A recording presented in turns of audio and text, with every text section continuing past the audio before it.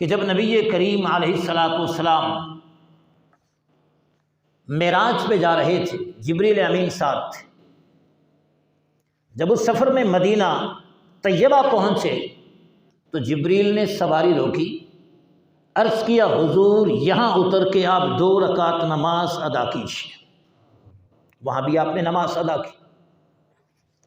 جب نبی کریم علیہ السلام آگے بڑھے،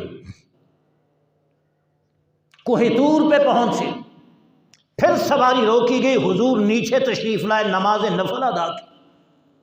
بیت اللحم پہ پہنچے، وہاں پھر سواری روکی گئی اور حضور نیچے آ کر 2 رکعت نماز نفل ادا کر گئے۔ تو مکہ مکرمہ سے لے کر مسجد اقصیٰ تک 3 مواقع ایسے آئے جہاں پر حضور نے اتر کر نماز نفل ادا کی۔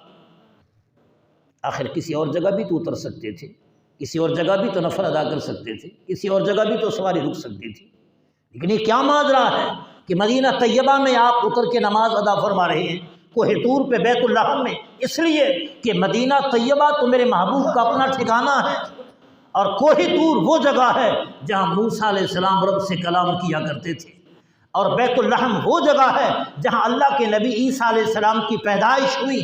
پتہ چلا جن جگہوں کی نسبت رب کے بندوں سے ہو جاتی ہے، ان جگہوں کی نسبت رب کے دربار میں بڑھ جاتی ہے۔ پھر رب چاہتا یہ ہے کہ اگر ساری زمین رب کی ہے، لیکن جس زمین کی نسبت رب کے نیک بندے سے ہو جاتی ہے، وہاں پھر حکم دیا جاتا ہے کہ یہاں نفل پڑھو، یہاں نماز پڑھو، یہاں گریہ وزاری کرو، یہاں دعا مانگو، یہاں رب سے تعلق جوڑو، چونکہ رب چاہتا یہ ہے کہ جس جگہ کی میرے نیک بندوں سے نسبت ہے تم بھی اس سے جڑے رہو، تم بھی اس سے منسوب رہو، تم بھی وہاں تعلق قائم رکھو۔